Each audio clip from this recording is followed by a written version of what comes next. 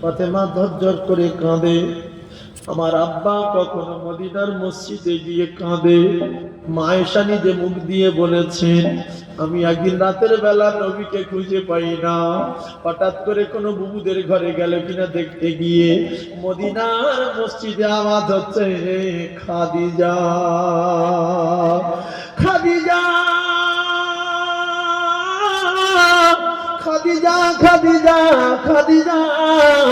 নবী বলেন, ওগো আমার আল্লাহ, যেদিন কেউ কারোর পরিচয় দেবে না, যেদিন কেউ কারোর হবে না, সেদিন আপনি আমার খাদিজার সঙ্গে পরিচয় করিয়ে দেবে।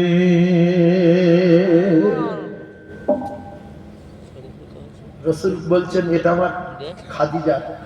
মা আয়েশা বললেন, খাদিজা বলতে তো মক্কার কবরস্থানে বেঁচে নাই। আল্লাহ রাসূল বলেন, আয়েশা, আমার মক্কি জিন্দেগিতে আমি আমার খাদিজার ঠিক মতো সবার জায়গা দিতে পারিনি, খাবার জায়গা দিতে পারিনি, ভালো পড়ার দিতে পারিনি, খাবার দিতে পারিনি, দিনের পর দিন অনাহারে কাটাই। আমার খাদিজা আজকে যদি বেঁচে থাকতো, এই এতগুলো করে গোশতর ভাগা আমার খাদিজা একটা পেত, আর জান ভরে গোশত খেত রে। তাই বারবার করে আমার খাদিজার কথা মনে উঠছে। তাই আমি রাসূলুল্লাহ আমার খাদিজার জন্য একটা ভাগ আলাদা করে দিলাম। ও ভাবিরা রে, স্বামীকে প্রচন্ড ভালোবাসো, পৃথিবীর যত ভালোবাসার কায়দা জানো সব কায়দা স্বামীর কাছে দেখাও, অনেক কায়দাবাজি করো না। আর এ ওয়াজ করবো না, এই পর্যন্ত রাখলাম। দুনিয়া চলে যাব, দুনিয়া শেষ হবে। মান বানা লিল্লাহি মাসজিদান বানাল্লাহু লাহু বাইতান ফিল জান্নাহ। জান্নাত জীবনে নষ্ট, যারা বলে জান্নাত ধ্বংস হবে না, বরং ইজাস সামাউন ফাতারাত, আসমান ভেঙে জমিনে পড়ে যাবে, ধ্বংস হয়ে যাবে। ওয়াইদাল কাওয়াকিবুন তাসারাত, আসমানের তারকাগুলো সব জমিনে পড়বে। तमाम পৃথিবীর কোন সাগরের পানি থাকবে না। ওয়াইদাল বিহারু ফুজ্জিরাত, সব শুকিয়ে যাবে না, যাবে না। তাহলে সব লয় হয়ে যাবে, আমরাও চলে যাব, কিন্তু জান্নাত কিচ্ছু হবে না। আমরা সবাই জান্নাতি হয়ে যাব, লম্বা হব 60 হাত। লম্বা কত? জেরে বলে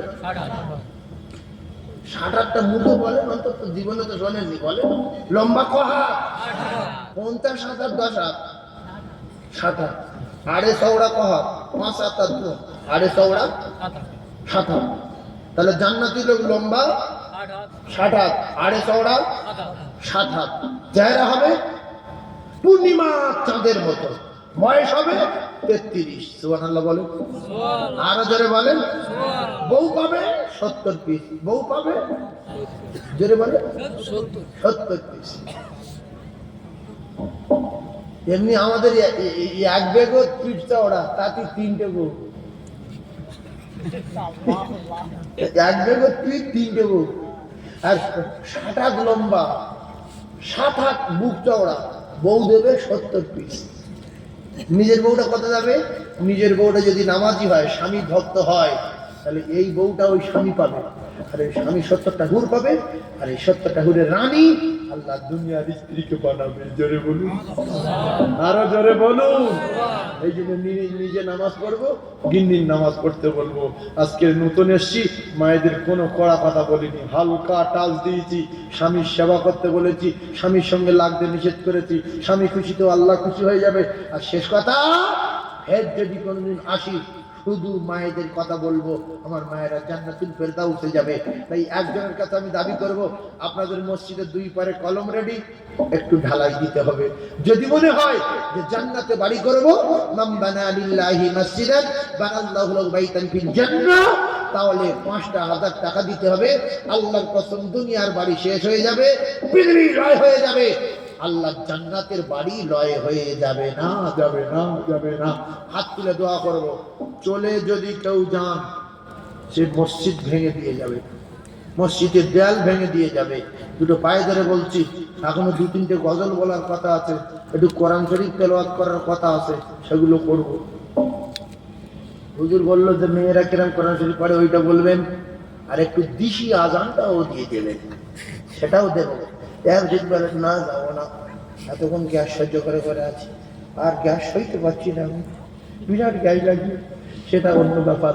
যদি বলেন না পেশাব লাগছে, গ্যাস লাগছে না, ভালো লাগছে, পেশাব করে আসেন, আখেরি মোনাজাত করবেন, বাড়ি যাবেন, আল্লাহ রহমতে বরকতে ভরে যাবে। শেষ ভালো যান, সব ভালো তার। একজন 1 লাখ, একজন 50,000, ওসব বলবো না। গরিব পাড়া শুনলাম, গরিব পাড়া 5,000 টাকা যদি একজন বলেন যে জান্নাতে বাড়ি, যে মসজিদ তৈরি করে, মাম্বানা লিল্লাহি মসজিদান বানাল্লাহু লাহু বাইতান ফিল জান্নাহ, মরবে আর জান্নাতে যাবে, আল্লাহ পাক তার জান্নাতে বাড়ি তৈরি করবে। একজন 5,000 টাকা যদি বলে, আমি হাত তুলবো। এই দেখো গরিব মানুষটা কি হয়েছে, আল্লাহু আকবার। কি নাম গো?